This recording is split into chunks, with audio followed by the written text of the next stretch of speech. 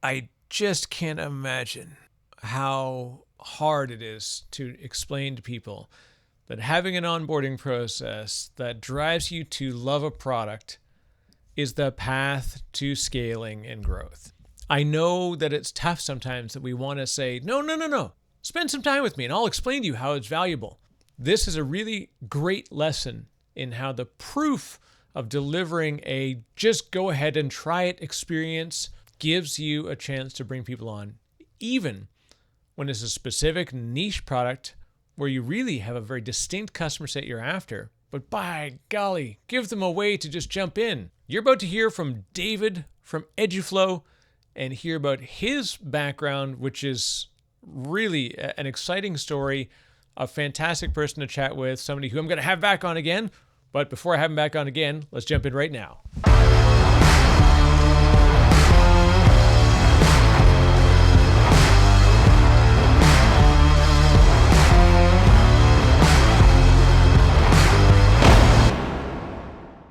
What's up, crew? This is going to be one of those shows that I think I had way more fun with than anybody else who watches it, though I hope you have as much fun as I did. David Wind is the co-founder and CEO of Eduflow. He's also the co-creator and co-founder of Peergrade.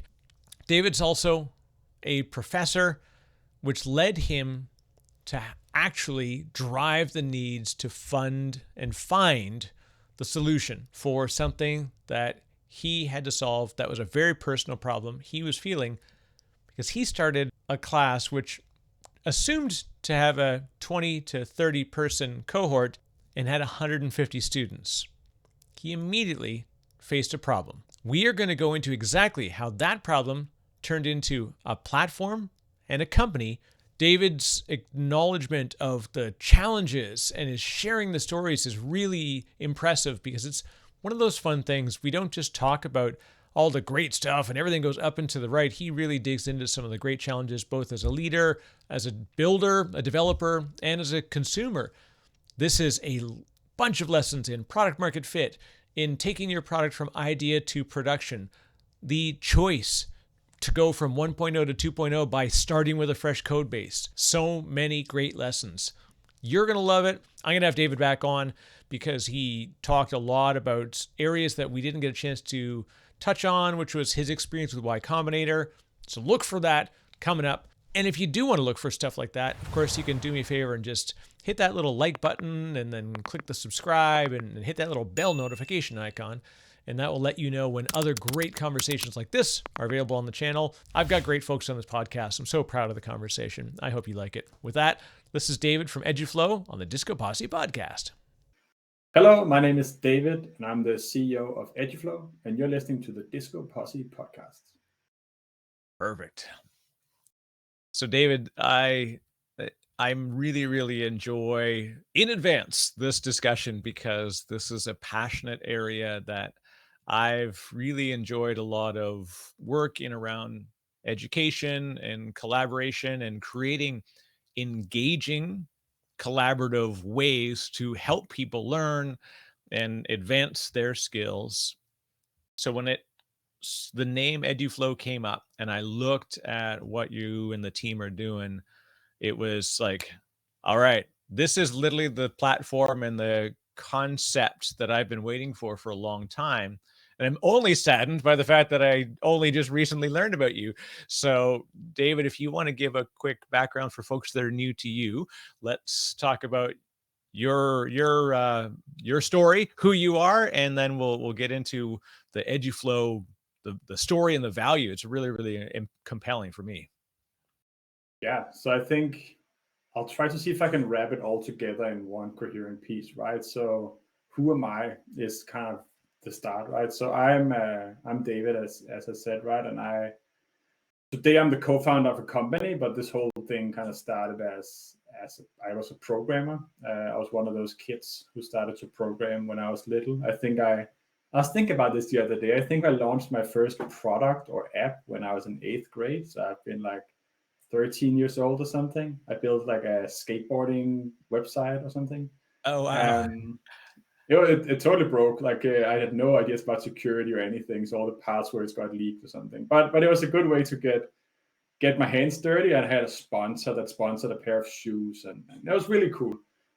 So I've always been a coder basically, and then I went to university. I studied math. I did a Ph.D. in computer science, and then during my Ph.D. I got a chance to teach my own course, and I always loved teaching.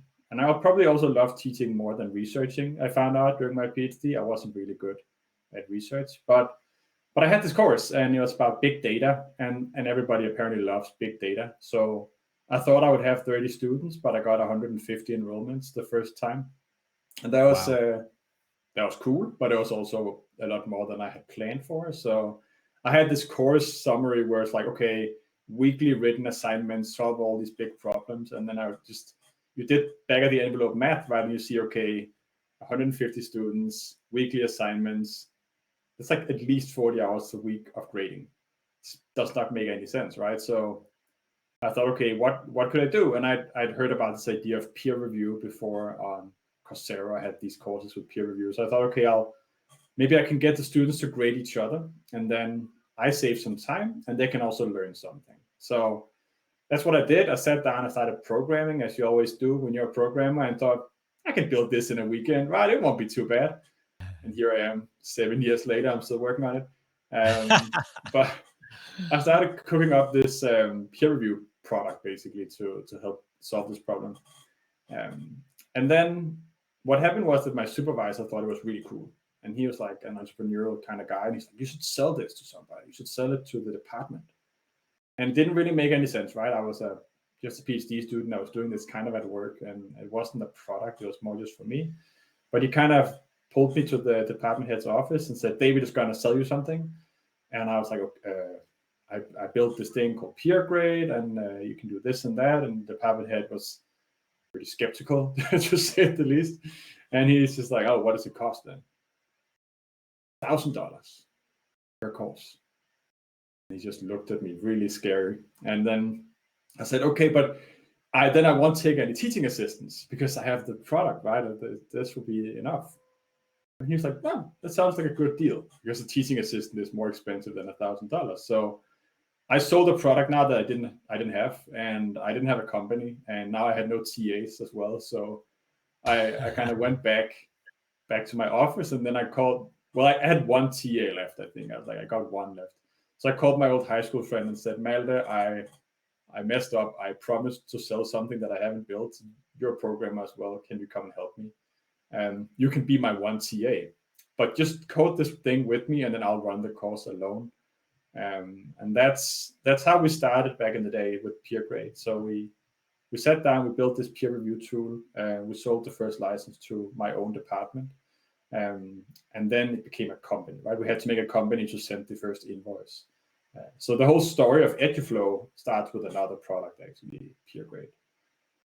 Well, and that's the interesting thing that you've literally given like every Silicon Valley story, right? Is that, I had a concept, I found a prospective customer, you sold them the idea, they liked it so much that they wanted to buy it right there.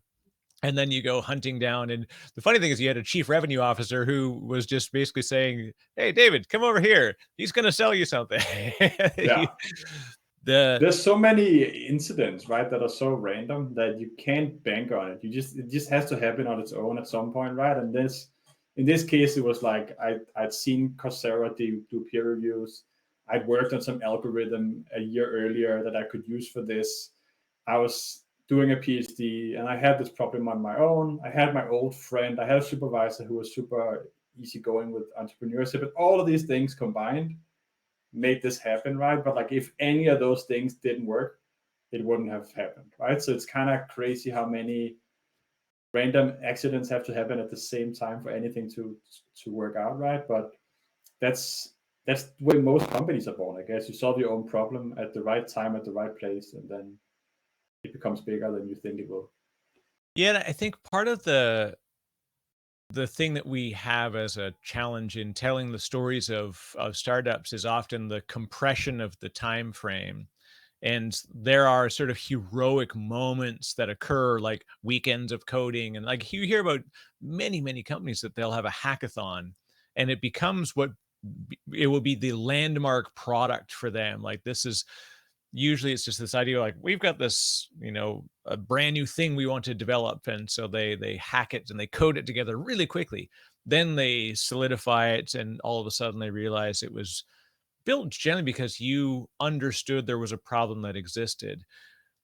When the reverse happens, where you say, I'm going to take a blank slate of paper and I'm going to, write down an idea and I'm going to code something towards that idea.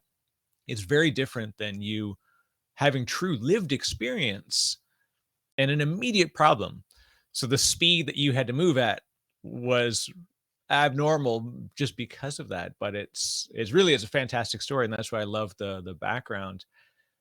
Now, your own ability to influence what the product is, that's where I think is also interesting for folks, that you were, an instructor, you were a student, so you really understood both sides of it.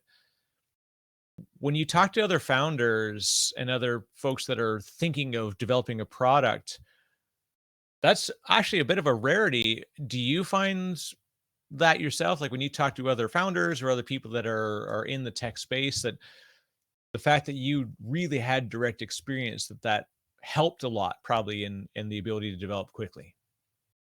Yeah, it totally does, right? It doesn't only have upside, right? It's massively helpful to be your own customer initially, because you don't have to talk to anybody else. You can just, the first 20 features you build, just build whatever you would like to have in the product, and then you have one customer that you're really building for, who is yourself, and it makes iterating extremely fast. And you can, communication is always tricky, right? It's like when you have an idea in your head and you have to get it in somebody else's head, that can be complicated. But you don't have to do that in the beginning if you're the customer as well. You can just take your idea and code it. But plus, we had our students, right? So the first 4 months, 5 months of Peergrade's life, we met them every Tuesday for 4 hours, right? And they would line up outside our office and next to me and just give feedback and tell me how much it sucked or whatever. And then we would fix it. And we would see all these weird bugs. And so it helped a lot. The challenge is, if you're very weird, then you're building for an audience of only you. Like maybe you are so rare, but the world is big. It's unusual that you are so rare, right? But that is the challenge, that you could be building for a very niche audience if you just build for yourself. And you really highlight an important piece there, that getting feedback. So that feedback loop in iteration and feature development, you sort of had a captive audience because they were obviously engaged in it, right? They had little choice because you had little choice. This is the only way you could host 150 students at once. So And they it had was. even less, right? They had to, I just forced it on them. They're like, now you're going to use this. Whether you like it or not, this is how I run this course. You have to deal with it. Well, David, the one thing that I think of, like however many university profs that I've bumped into, your interactive process is beautiful because it's so much better. You built this for the benefit of the students, to be able to let them do what they could do in a large cohort, versus a lot of, I find a lot of professors, their whole goal is to write their own text that then they can make it mandatory and charge $180 for the text, so that they've always got 30 brand new customers every semester. It Everything about your approach to it was meant to make their experience better, and coincidentally make your experience better. And Yeah. that in itself too is a rarity, that most folks just don't have the ability to change the flow of engagement so well.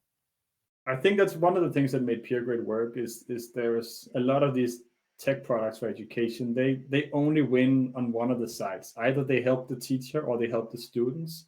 But then that often the trade-off is kind of a reverse on the other side, right? What's kind of magical, not about Peergrade in itself, but about peer feedback as a concept, right, is that it has it has benefits on both sides. It's not perfect for students, it's not perfect for instructors, but it's pretty good for both parties, and that's quite magical, I think. And you would see people coming for both reasons, right? You would see some instructors saying, I don't care, I'll spend a lot more time, but I really think the learning benefits here are big. And you would have some who snuck up after the workshop and said, I love this, I don't have to grade anymore, right? They were just there for their own benefit, but still the students would learn something, right? So it has this kind of magic doubleness to it, I think. When as an educational content creator, how did it shape your ability to create new curriculum, new content more rapidly, and I'd say more effectively? Like that's really the goal. I've created online courses, then of course it seems like it's okay when I put it down on video, and then when you go through the peer review process, that's when you find like, yeah, like we have the curse of knowledge, especially as an instructor. It's difficult sometimes to step back versus Mm. that when you have that highly engaged peer review process, it gives you a lot of checkpoints in which you can say like, oh, yeah, I moved past a concept too quickly, or I spent too long on one concept. So how did you obviously felt the benefit, and how did you know that this was going to be, worth building? I didn't know it was going to help in learning. Honestly, I was a PhD in math, right? I knew it was going to help with my grading because that was kind of obvious. I could just decide not to grade anything, and that was like 40 hours a week saved. That's a lot of time. And I hadn't read any papers about the pedagogical psychology or whatever, right? That happened later when I started interacting with the students and like figuring out, okay, it works for grading optimization. Now, how do we make it learning effective as well? Um, some of the things that they kind of come before you even touch the student side, right? Because you're like, okay, we have to have them grade each other. Well, how? What criteria are we going to give them? I guess we have to develop some kind of criteria. Oh, you learn something is called a rubric. Then what do we do with what kind of rubric do we build? And then you talk to the students and you say, I'm going to have you do peer review. And they say, we're not doing that. And you're like, oh no, why not? Oh, we don't trust each other. Okay, what do we do then? What about, so we developed this feature early on called flagging, where if the students got feedback they didn't trust or like or accept or whatever, they could click a flag and then I would review it. And that was kind of like a safety valve for them. But that also gave all sorts of benefits, right? We would have like interactions about all the feedback that was confusing. We built in such something where like if I give you feedback, then you give me feedback on my feedback. We call that feedback reflections, and all of these things kind of they came as we started running the courses and started seeing, okay, this is where they get annoyed, this is where it stops working, how do we fix it? And then we kind of pile different features on top to make it a good experience. So that all came as we were running it, which I think was super interesting. There's a good phase, I think, in the product as well. It's like very interesting, like talking to students face to face every day. I kind of miss that actually. Yeah, that I think that's really the advantage when you're doing product development, that a lot of traditional, engineers sort of forget, is the interactivity is what really it speeds the process. It ensures that you're actually developing towards something that will be used. And it's also just great, like to hear real, direct, honest feedback, even positive or negative, where you're like, "Hey, I've got this amazing feature, and I spent all the time coding it, and it's beautiful, and we've introduced 17 new JavaScript frameworks to make it a really neat user flow." And then you talk to the user, and they're like, "No, I would never do that. That's not the way I use the product." Yeah. And a very common thing I see is then sort of the engineering team or product management, if not engaged interactive, will be like, well, you're using it wrong. Like, I know I'm building the product. Only I can know this product this well. You're like, no, Why are the users so dumb? exactly. Why do they keep using this product the incorrect way? I remember it was I always quote that sort of Steve Jobs thing. Remember when when the antenna like problem, and they Holding called the it phone antenna wrong. gate. And this whole thing is that you're holding the phone wrong. I'm like, well, I, I don't think I agree with that. A lot of people are holding it wrong. Yeah, So we could probably hold Peergrade wrong as well. There's ways to misuse the product for sure. yeah, because I built I was doing some work myself around creating engaging in mentoring with a lot of folks, and I mentor people. And then I would talk to other people who are doing mentoring, and I would often say, like, how do you find the way that you best match with somebody who would be a good, mentee or mentor? And it was funny, the more I did research on it, real, quick research, not super formal, is so I would say, like, they look for the skill sets, they look for, their current role. Is it something that I would like? You ideally want somebody who's done the thing you would like to do and help them guide you towards it. But the most common features that made it a good relationship and a good outcome was common hobbies, other shared interests, other historical things, geolocation. There was a lot of things that increased the chances of a successful mentoring outcome. And so I actually built this app that was really mostly a dating app that in the end you didn't get a date, you got a mentor. And using all these criteria, I was like, this is fantastic. I could actually match people up very beautifully. And so I built this thing, and I had this other, a couple of the quick features that I was thinking would be important. And yeah, at the moment that I shared it with somebody, they're like, I need these three things. And they never clicked on the tab that I thought would be like spectacular. You get to go to this beautiful dashboard and you can see this information. They're like, they used it anecdotally much differently than I thought the data would drive. So it was a good lesson. And then I realized as a solo non-coder that I was in real trouble. So I sort of abandoned the project, unfortunately, but it was a Yeah. good experience. Yeah, and I Now, guess then I owe you the rest of the story, right? So we got to the point where Peergrade is up and running. Then it became a real company, right? We found our third co-founder, Simon, because I'm a mathematician, Malte, he's a physicist, and we can build things, but we can't make them nice. So Simon is a designer, and he kind of came in and helped us. Then we went down the classical startup path, right? We raised some capital from some angel investors. We went to Y Combinator in San Francisco, and that was a physical thing. And then we raised some more money and kind of hired a team and so on. And Peergrade worked kind of well. It was growing. It still grows today. But I think after, what was it, like 3 or 4 years, we started to see, I think, the limitations to the product and the market, that we are a product team. We like building products. We like coding. We like that kind of, we can sell our own product, but we're not like driven as a sales culture or whatever. And peer grading software was not a big demand in the market overall. There was some demand, but not enough. So we would have to go and create demand everywhere. It's like, hey, you need to do peer feedback. And then when we convinced them of that, then we could start selling them peer feedback software. But there wasn't even really a need. So that was one part of what happened. And then people really loved the product, but they just kind of wanted a little bit more than what we had. Like, oh, you can do peer feedback. What about teacher feedback? What about self-reviews? What about other forms of peer feedback? And what about submitting again? And all these things. And we're like, yeah, I guess so. We can kind of try to make it work, but it was already too late. Peergrade was getting a little bit technically complicated at that point.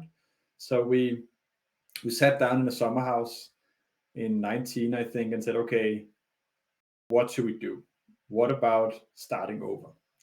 And then that was like, I think it was April 19, and we came up with the name a couple of days later, and we had 0 lines of code again, and we said, okay, we're building Peergrade.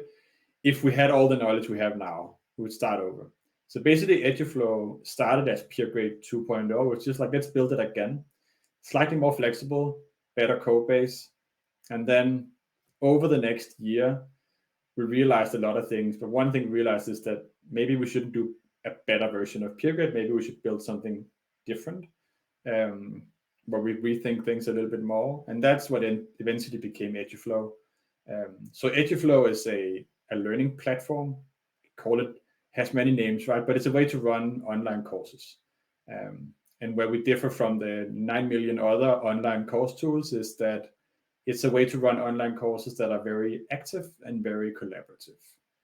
And that's where the story is important, right? Because everybody will say they build active and collaborative and social learning experiences, but we have a whole product just about collaborative feedback that we took as foundation for Eduflow. So everything you could do in Peergrade, you can also do in Eduflow. So there's a lot of functionality that is inherently social, collaborative, and active in there. So the courses that people run on Eduflow today that you can't run anywhere else are the courses that are much more than videos and quizzes, basically.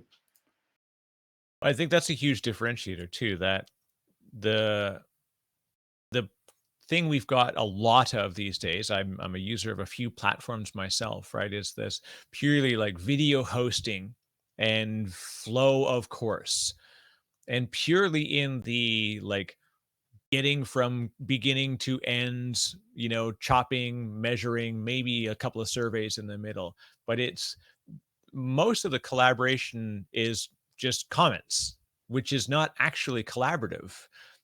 It's like when people always tell me, they said like, I said, I've got too many meetings. They said, well, you like collaboration, so you must enjoy it. I said, I like collaboration. I don't like meetings.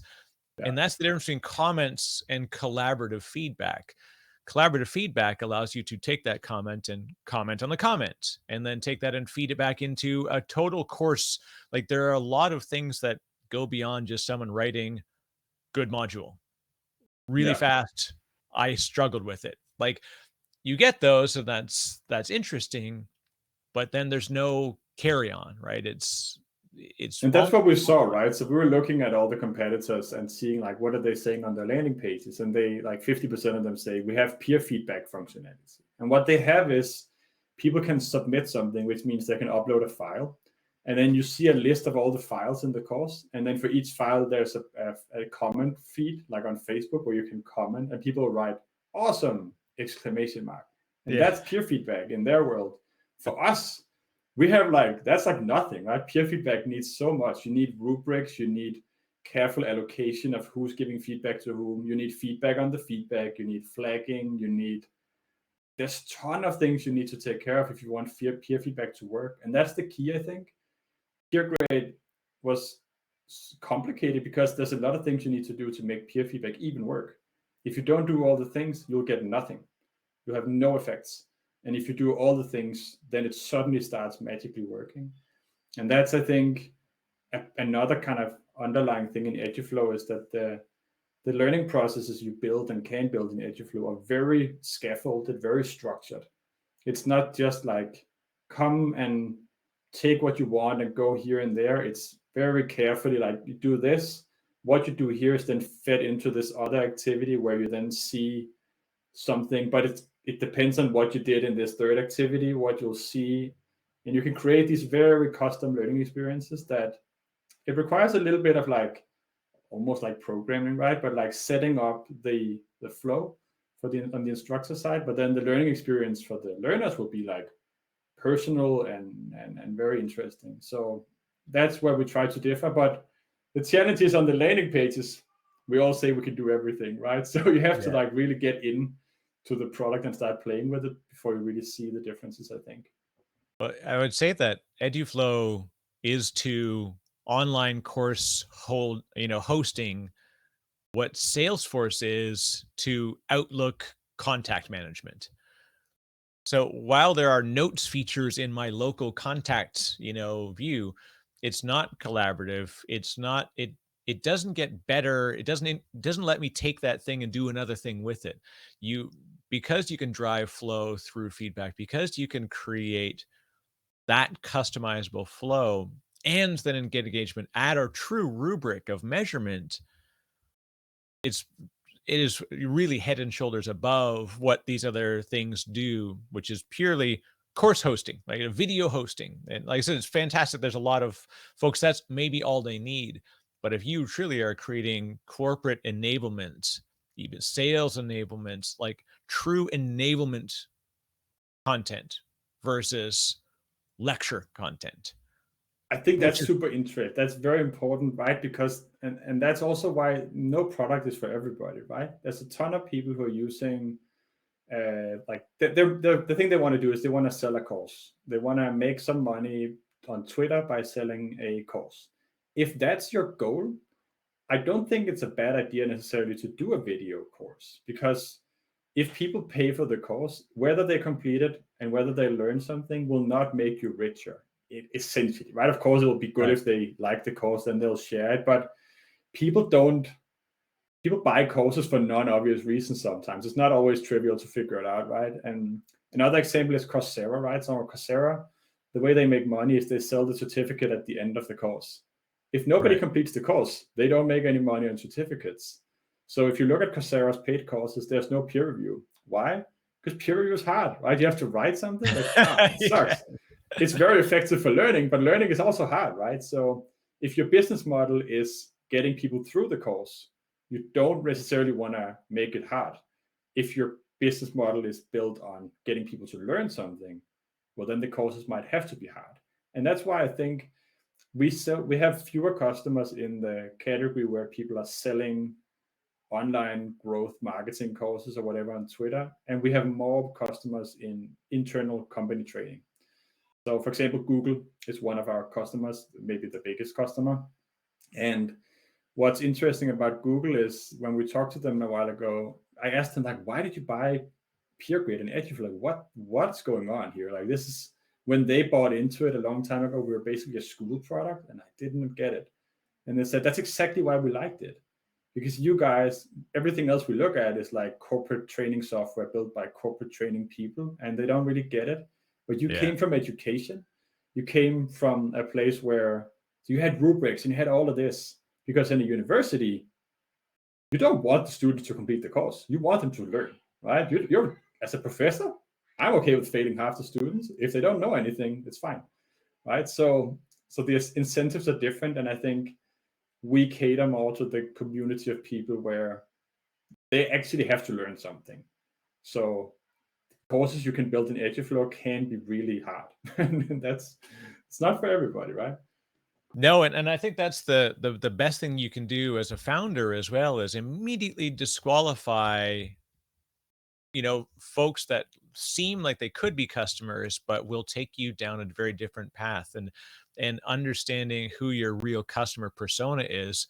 Google would be, in hindsight now, it's like they're obviously a great fit. They're dominantly well-educated engineers.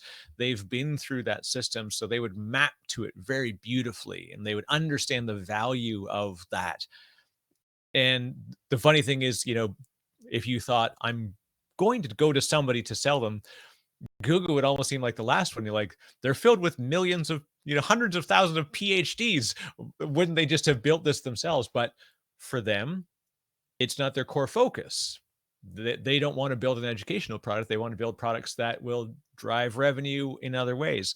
So it actually is a perfect pairing. So congratulations on that customer, because they will be, just by scale and capability, a really, really fantastic way to get into the industry. Yeah, we love working with them as well. It's just really nice people, actually. And this is where it's interesting too, this idea of customization. I think I mentioned sort of the Salesforce as a comparative, right? I've even called, Salesforce for a couple of, small, like say real estate companies, just folks that I was helping out, years ago. And so they say, I need a good CRM. So, well, I would call Salesforce and said, I need to get set up, to walk them through it. And they would say, no, you cannot do that. Like, we need to interview them. We need to. And what was interesting about the onboarding process was they really wanted to qualify their customer. So I'm interested in your team, David. When somebody does come to Eduflow, what does that onboarding process look like? Yeah, so we actually have two types of customers. We have self-service and we have the premium customers. We're a small team, and I don't think we'll want to be a big team. We don't mind being bigger, but we don't want to be big, because I don't like managing. Honestly, I like working with good people, but I don't want to have middle managers. Then I know I've fucked it up, right? that wouldn't be good. Exactly. So I like working with the people directly, right? So, and to stay small and grow, you have to do things at scale, and self-service is part of that, right? So we have a self-service component to the product where people just sign up and use it. We got The last customer I think I saw on Stripe was like a Romanian church. Never thought about that, right? And never talked to them. They just found out they could use it and signed up. But then we have the premium customers, and those we qualify more. We talk to them, and this is also where I actually turn down people regularly. I try to be very honest on a sales call. If I can hear they're looking for something we're not, I'll recommend a competitor, because that's much better than trying to win a deal we'll lose eventually anyways, right? So talking about like picking your customers, right? One of the features that we don't have that everybody thinks we should have is payments. You cannot pay for a course in Eduflow because of the thing I said before, right? That the people who charge for their courses generally don't have the right incentives. You can still do it, right? But you have to like make an integration with another tool, and then you can charge with the other tool and then enroll in Eduflow. But we know that once we start like going down that path of like charging people for courses, then we become a marketing tool and not a learning tool, Right. like many of our competitors are doing. Right? They have a ton of features around giving coupons and sending out drip email campaigns, and it's not really related to the learning, which is what we care about. But yeah, we talk to the customers in these early calls, right, and figure out what do they want to do, how can we help them do it. If they want to do something we're not, recommend them to go somewhere else. If they are doing something with us, then they should start. And we try to get people in small and grow with us. Often people come to us and say, okay, I think according to our plans, we'll have 10,000 learners in a year, but right now we have none. And then it's perfect. Then perfect. Start with the free plan, set up your courses and start growing. And if you hit 10,000 learners, here's the price you're going to see at that point. But don't do that right now, right? You don't need to pay us money before you have real scale. And for us, it's fine, right? Because if they already start building their courses in our product and they start growing, then it becomes kind of complicated for them to get out again. So it's easier for us to just say, like, we have a free product, go test it, go play with it. It's the way to have a small sales team and have a lot of customers, is to make the customers able to like look at the product themselves. Well, and looking at your tiers of, you know, the platform, you actually do something which is fantastic, and I would use it to measure most of the people that have the, like, you know, bronze, silver, gold, you know, type of tiering. Your free platform has very few like almost no limitations, other than just like the amount of course content, like, you know, storage wise. But you're not limiting users, students, anything. It's funny that as you move into the paid platform, then you begin to sort of like segment it a little bit more. So I love that. And it's kind of like the way that when somebody won't post any pricing, guilty as charged, right? Like, so I work for a company, and we didn't post pricing publicly because there was a nurturing process to understand the customer story. And so it was, but I sort of joke when I want to buy a platform or test a platform out, and they had this real difficult sign-on process. They want to interview you. They don't have pricing. And I said, look, I can tell you how much it costs to send this to space. I can go to spacex.com/rideshare, and I can find out exactly what it costs to send that. And maybe I want to add a couple of stuffed cats. I know how big they are. I can send them to space, and it costs me exactly what it says on the website.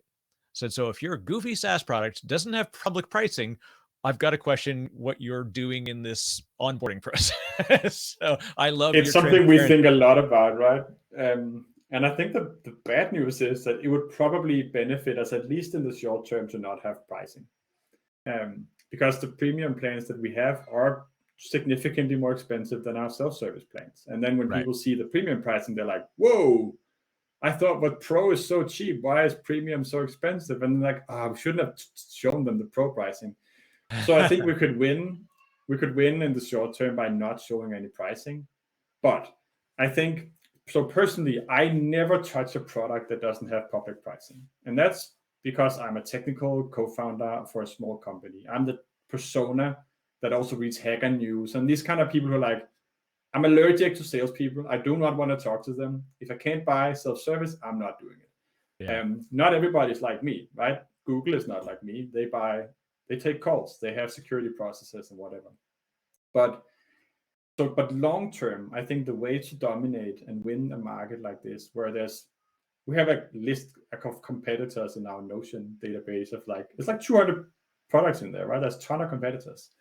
The way to win here is to do something different. And one of the things we're able to do is that we have a self-service product that people can actually start using on their own. So we will become the entry-level product. We'll become your first learning platform for internal training. We won't be the biggest one. We won't be an SAP competitor necessarily, but people will, when they're small, when they're 50 people, they don't need SAP yet. They need to run an onboarding course, for example. And then they'll be like us, and they'll buy the product that fits them, the self-service product with our public pricing. And then when there are 100 people or 1,000 people, they're already in Eduflow. They already use it. They're happy. So they won't ever go to SAP. Right. That's kind of the goal. And I think it can be a winning strategy. Paul Graham has a good essay about being the entry-level product in your category. And that's basically our approach, right? Freemium, entry-level pricing. We still make most of our money on the premium customers, but we don't, a lot of those premium customers start as small customers, right? They start on their own, they start free, they do $20 a month, and then suddenly, boom, they're a premium customer. Yeah, there's so Paul Graham, many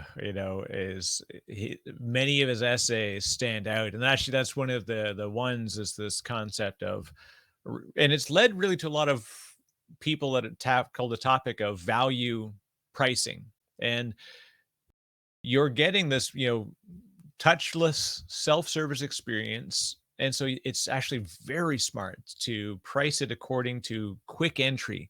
And then the moment you go to this next level, HubSpot is a great example. They do the same thing. Now, I won't quote their numbers, because the pricing may change, but it's something like $20 a month, $40 a month, $1,250 a month. Like the moment you have like a certain trigger, and it's either like number of contacts, type of email, like adding if then else, flow into your email nurtures, you immediately move to this massive price bump. But if you're using the free or the lower tier product already, and you're really involved in it, and you're using the adjacent products, you start to say, well, what's the value I'm getting from this? Like, well, I'm selling product, I'm getting customers. Then you attach the value to the price. Yeah, way different. And guess which CRM we're using, right? I love it. Yeah. We use HubSpot, of course. It was easy to start when we didn't have any money, when we were young, and when we needed our first CRM. We didn't want to go with Salesforce. We had to call them. I actually did take a call with them. And then we're like, oh, but HubSpot is kind of the same, and it's free. Let's do HubSpot. And here we are. We're still on HubSpot, right? 7 years later. That's it, and that ability to do that is fantastic. And I think, if you're looking for just like mass market, quick turn, like you said, if somebody wants to just sell courses on, how to do, amateur photography, how to do, like I have a simple course on how to do effective product demos. Mm-hmm. It's very fixed. It comes with an ebook.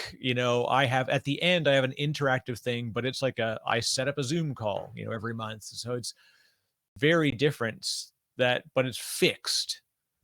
It's simple. You consume at your pace. There's nothing more to it. I honestly don't want feedback other than I liked the course or I didn't like the course. And the number of people that buy it is my greatest feedback, because I don't want to really build a truly interactive educational experience. It's meant to be like, I've got a couple of things that it's basically a webinar that I've cut into slices so that you don't have to watch a 2.5 hour webinar, and people like it and it's great.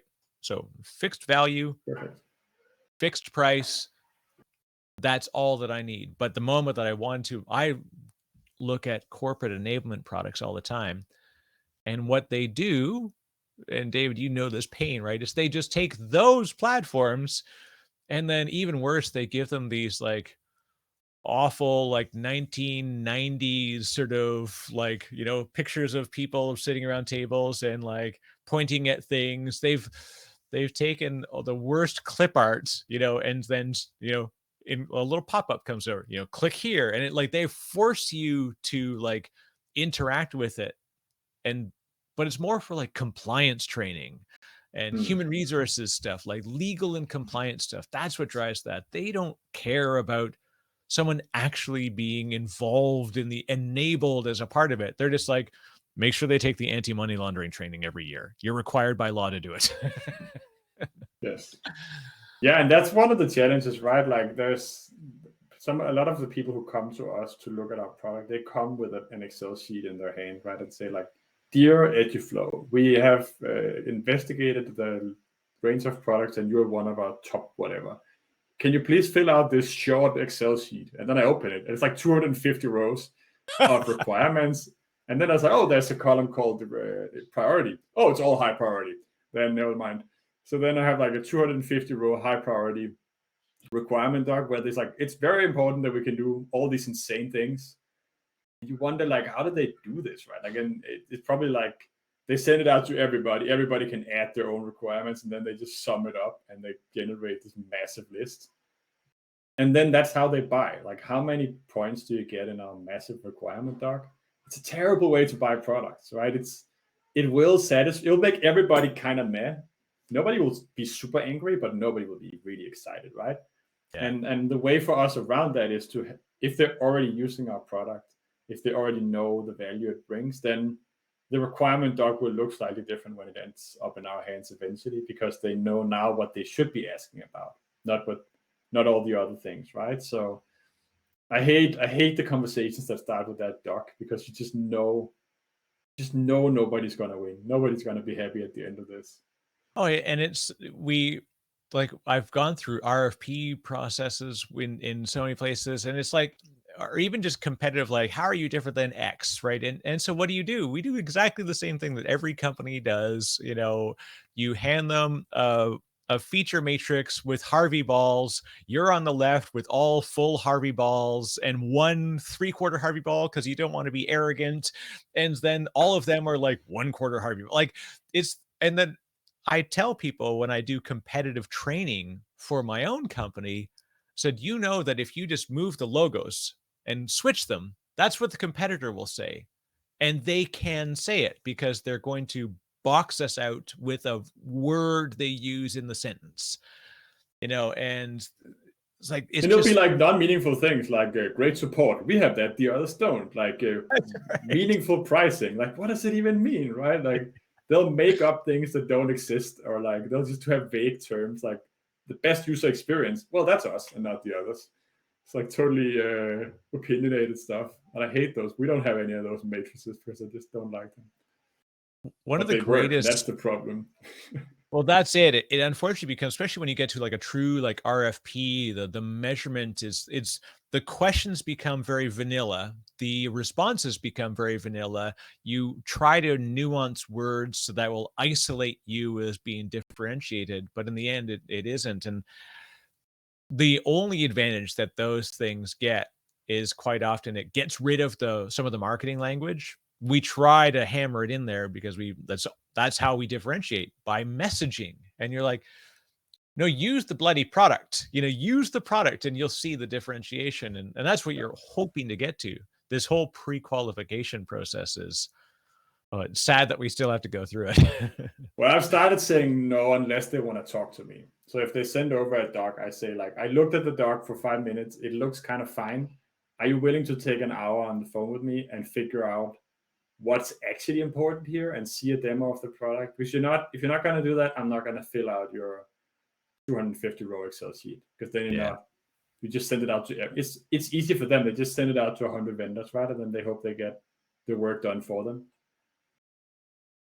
Now, talk about meaningful work and stuff that has a greater impact. Your description of when you went from this idea of what can I do around peer measurement? We've got this great product. We've got a company. We've got a successful, company that's running. Then you say we want to create, what would become Eduflow, wiping the slate and beginning from zero. Did you think that you would do that? And what are the real sort of both advantages and disadvantages to you taking that approach? It's very hard, right? I think there's some easy wins, right? You can start over on the code base and you can like delete my old code when I was programming. I didn't know a lot, right? So like that goes away. That's nice. You get a lot of customer feedback, customers, data, all of these things that you have a much clearer picture. Because when I started, right, on Peergrade, I didn't know what I was doing. I didn't know it was going to be a product. So I didn't even have a table of users because it was just for me, right? So I didn't even need login. So like it just, if you have this happenstance beginning, it evolves to be some kind of Frankenstein, right? And then when you start over and you know, okay, we already have hundreds of customers and so on, you can paint a much more clear picture of the end. So design wise, it just becomes a lot more coherent. The big problem is that things take time. I think what most entrepreneurs do wrong is that they stop too early. It really takes a long time to get something to work often. And if you just go for long enough, random things will happen once in a while that will just propel you forward. And what we underestimated is how much momentum we had on Peergrade, right? So we've been going for 3-4 years. We're like, things are going well, it's growing, and we think, okay, we'll build a better product. Then it should just accelerate even faster, right? So we spent a year building Eduflow from scratch, and then we're like, okay, now Eduflow is ready.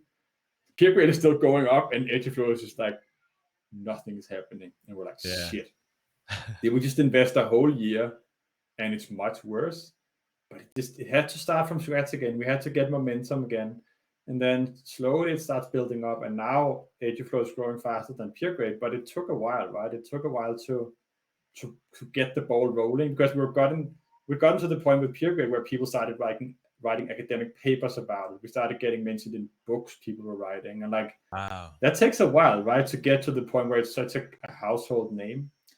We have all Danish universities as customers. We have most Danish high schools as users or customers today, but they know us as Peergrade, right? We're the Peergrade people. David from Peergrade, right? Like, the brand becomes so strong as well. So starting from scratch is hard, but you can start with a bang, right? You can start with customers, you can start with revenue, with knowledge, and a brand and an audience, right? So it is easier to start the second time, but it will still take time, I think.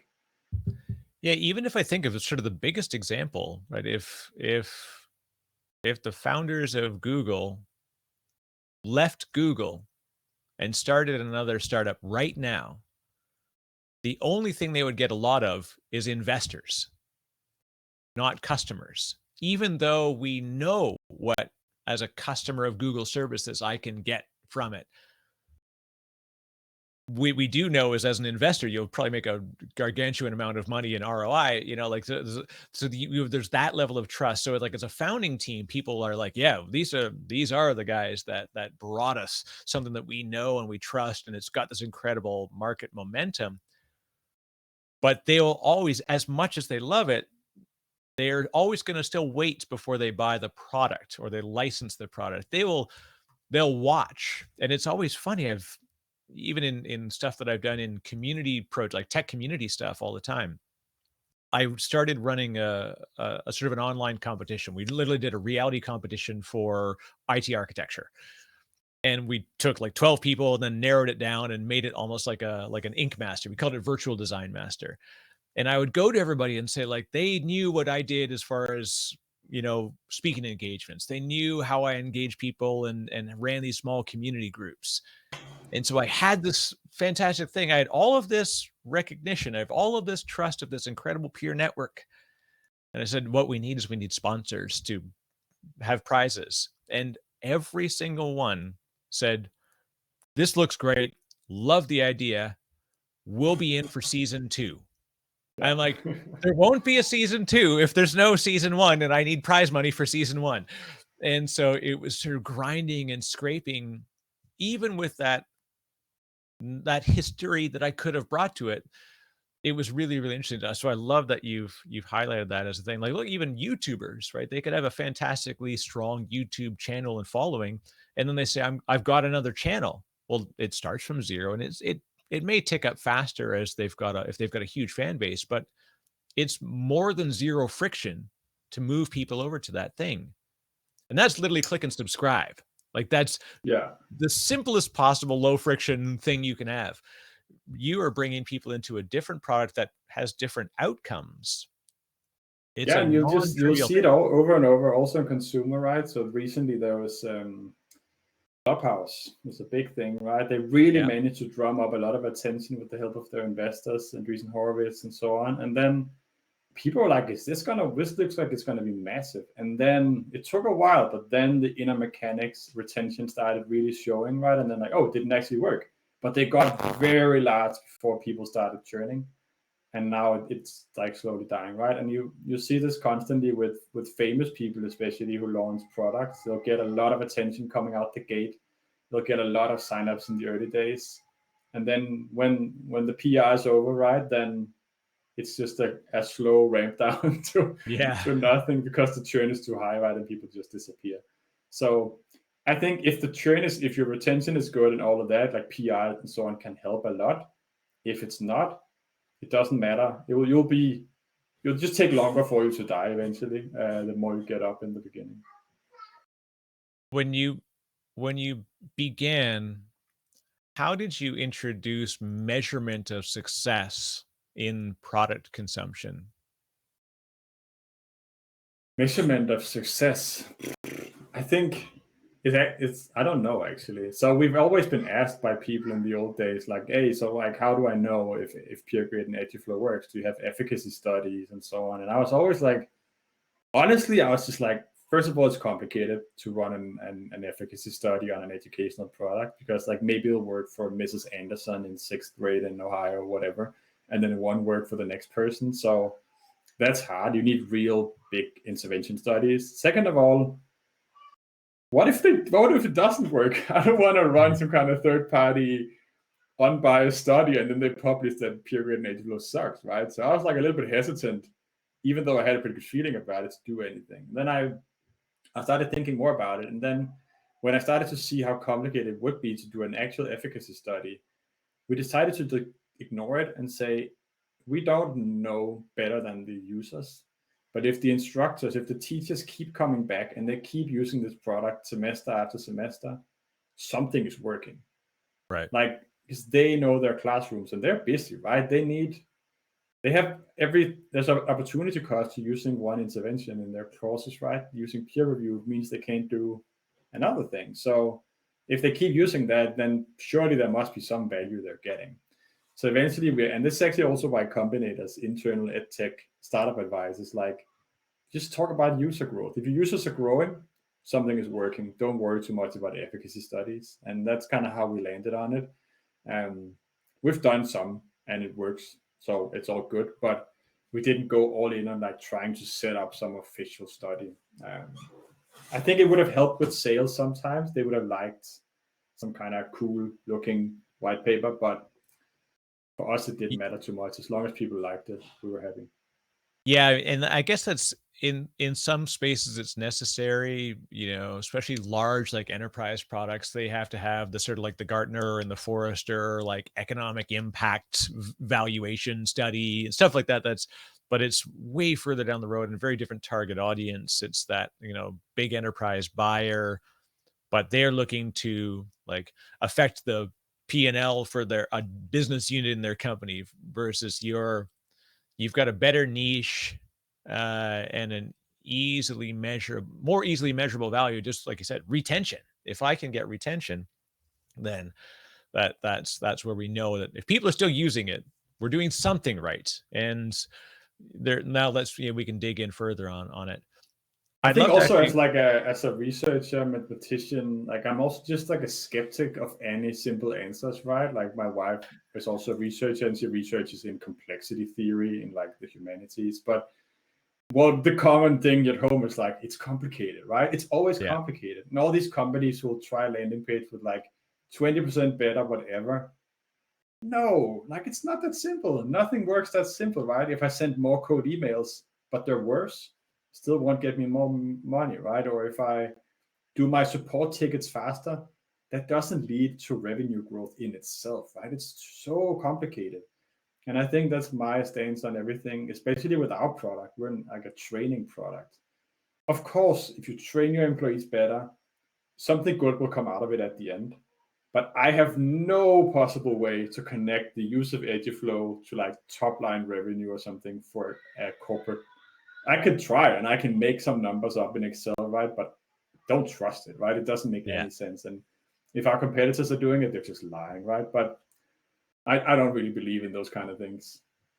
Yeah, and it's a really tricky thing, especially talk about, the educated founders, right? You're a mathematician, a physicist, and a designer. Like you're like the most perfect sort of set of folks to put into a room and said, you're going to come out of here with a product, and it's going to be all of the things. You could just go back to Y Combinator every year probably and create new products. I love that the diversity and the strength of the your own backgrounds really are But that a also ties great into setup. the curse of knowledge that you mentioned, right? Like this, like it has many sides to it. One is like the knowledge of things, but also this idea that as a statistician, right, I did like machine learning and statistics. I know stats are fake, right? Most Yeah. statistics are just lies. And it means that I don't trust them. But you have to remember that other people do. And but so you can have this like weird bias to not do things that work because you would see through it yourself. And I think that's a trap sometimes to fall into.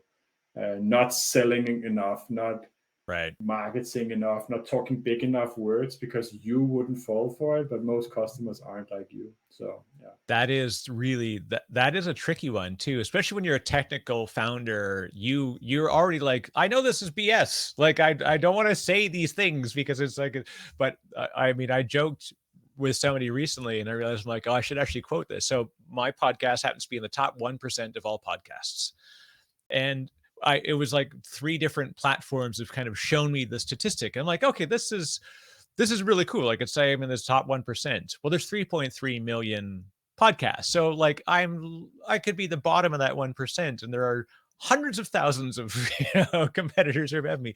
But to most people, you just say, I have a podcast that's in the top 1% of all podcasts. They're like, holy moly. Very This is effective marketing, right? It's good pitch. And that's kind of the challenge, right? It's like, what does that even really mean? Like, what is it measured on what? Do anybody even have those numbers? There's surely some power law. There's all these like things underneath that once you yeah. really dig into it, all these numbers are kind of weird to think about. But on the surface level, because I told this not 1% thing to my wife, she's like, whoa. And so for like people who don't like do math, it's like these things just are very impressive on the surface, right? But it's very interesting how to use that effectively and because never lie, right? But always like don't undersell necessarily is also a good idea. Yeah, and I often tell people, even who are in product marketing and engineering, it's like the best thing you could do is, go through the writings of Daniel Kahneman and Amos Tversky, right? Like the idea of prospect theory and understanding how these heuristics work. It can help to guide you, on these things. I had a founder, he was really incredible, such a like just an incredible knowledge that he brought to stuff. But he was almost like people thought him as like an absent-minded professor. He just had no bother with speaking. He's just like, he's always thinking. And when he did speak, it was meaningful and loud. He's Israeli, so he was argumentative. And it was a really fun relationship. And I remembered at one point someone would talk about the product, say like what's, game changing and unique way we solve this problem. And he would finally say like, stop, stop, stop, stop, time out, time out. Did you have a lot of friends when you were in high school? And you'd start like, you'd be looking around going, oh no, I'm in trouble. I don't know what's going on here. So you'd say like, yes, you'd start like, and you'd say, was it because you were unique? And you'd be like, no. They said, then why do you use the word unique to describe our product? And he just like, caught. Right? It's like, what's an actual thing you can describe about what we do that's meaningful to somebody? Game changing, unique, industry first. Like all these superlatives are throwaways. However, they're on the front page of every marketing, website, right? Yeah, unique and so on. And I think it's also like wrapping a few threads together, right? It's around like when you're looking at a product, trying to sell a product, and there are some things that are very important that are very hard to measure. One of them is user experience. Is it a good user experience? And everybody, and I get this question weekly, at least from a customer or potential customers, like, how's your user experience? Is it good? And I always answer like, that's a terrible question, because all of my competitors and me, we will say we have the best user experience. You got to find a way to measure it somehow, right? And I tell them, like, you can't trust me. Like, I'm just gonna say we're the best, but you have to find a way to figure it out. And my only way to give some form of validation of our user experience is that we have a self-service product. It has to be good in user experience, otherwise people won't start using it without like talking to a salesperson. Whereas our competitors, generally, you have to buy it before you can use it, so they don't need to have a good user experience. Maybe that's why you should trust us, but honestly, you gotta try it yourself. Yeah. So there's something about these like things that are hard to validate. You have to find a method of validating them anyways. Or heuristic, I guess. I often describe user experience is like a painted room. When you walk out of a room and then someone paints it, you walk back into it, it just is done. It feels done. It looks done. So user experience, when it's done right, is non-obvious. Mm-hmm. User experience, when it's done wrong, very obvious. And retention, and like there are measurements that you can have as far as the way that they engage in the product. But yeah, it's such an odd thing to get asked. But we get it. I mean, this is unfortunate. This is how we're measured, of like the words we describe as a fantastic user experience, you know, low friction, self sign up, you know, no sales calls, all of these things you say. In the end, it's the greatest thing where you can say, just here, it's $0. Try it.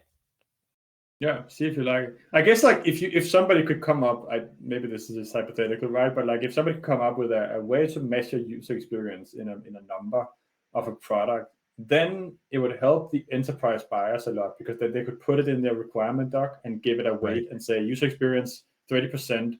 We'll use this novel method for calculating user experience in a good way, and then base it on that.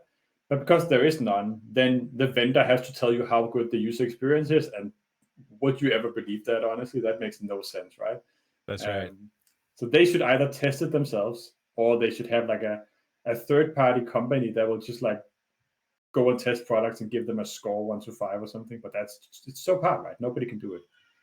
No, and it's like it's such a dangerous amount of influence. Like even NPS scores are like, I know we all have to do this as an industry, but it's like the NPS score is such a false, because you go to your existing happy customers and say, I need you to fill this NPS survey. Like you never go to a customer that churned and said, can you fill out an NPS survey for me? Please go to G2 and Capterra and rate our product now that we know you hate it. Sure, like that. Everybody has 4.8 or whatever on G2 and Capterra, because you only ask your favorite customers to go there, right? It makes no sense. Yeah, and the interesting thing about feedback too is and maybe middle of the road feedback is tough to get. And that's what's interesting about your peer review. This is, I know we don't have much time left, but I want to sort of tap into this real quickly. You either get edges of feedback, 10 out of 10 or 1 out of 10 would not use again. How do you get effective use of 4 to 7? You know, like that middle of the road feedback, and how does that affect sort of your rubric and inside the product yourself?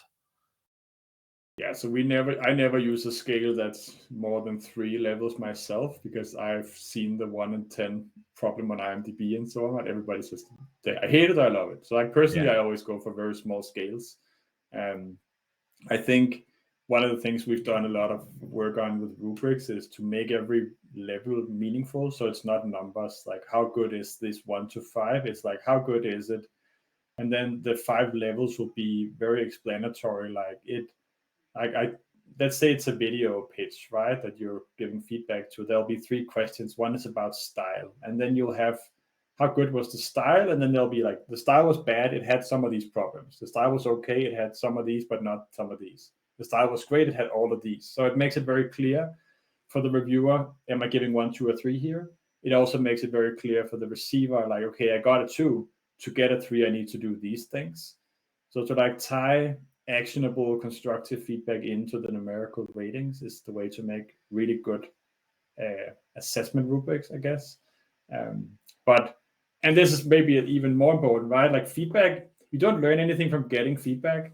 You only learn if you do something with the feedback. You have to at least read it. You probably also have to think about it, and mostly you have to work with it. And I think that's what most people forget, right? They go to school, they hand in their paper, they get it back, they put the feedback in the backpack, right? And they never look at it. Feedback wasted. Like nobody learned anything from this. Maybe the teacher learned a lot actually, because they wrote the feedback. That's pretty hard. But they're not supposed to be learning, right? It's the students. So feedback, everybody thinks about how good the feedback is, but nobody thinks about how do we get people to learn from the feedback. People totally forget that part, which is kind of scary actually. So almost all of the work we've done since then has been, since we realized this, is like, how do we get people to use the feedback, learn from it? Yeah, it's the difference between an OODA loop and confirmation bias, right? Like you're just like simply I read out of feedback what I want to get out of it, and then I shed it altogether. Yeah. Like that's it's meant to support my current feeling. Yes. So, well, David, thank you very much. This has really been great. And for folks, I would love to actually have you back and talk a bit more longer form about the Y Combinator experience, because that's an interesting one that I didn't want to dabble in, because it's a very unique thing, and given that you went through it and your team makeup is very interesting to me, so I think a lot of people could learn from that. So we'd love to catch up again on future. But for folks that do want to get connected with you, of course we'll have links to Eduflow, and make sure people can get access there. What's the best way if they wanted to reach out and give some feedback? Yeah, they can always find me on all the social medias, right? Google my name. I have my own name. Nobody else has it. So you'll find me on all the social media profiles and everything. But yeah, Twitter, LinkedIn, or write me an email, david@eduflow.com. Perfect. Yeah, it's funny that's how I ended up with. So DiscoPosse people are like, at this point, I don't even have to explain it anymore. I feel like it's just sort of stuck. It was a band that I was in, and if you Google Eric Wright, it's like Easy E. His name was Eric Wright. There's a very prominent U.S. NFL football player named Eric Wright. There's a Canadian author named Eric Wright. I didn't stand a chance of getting social media anywhere for Eric Wright. So my DiscoPosse bands was the one I picked as my domain name way back when, and so that's as unique as I can get. Well, good stuff, David. Thank you very much. It's been a real pleasure. Yeah, thank you, Eric. Awesome to be here.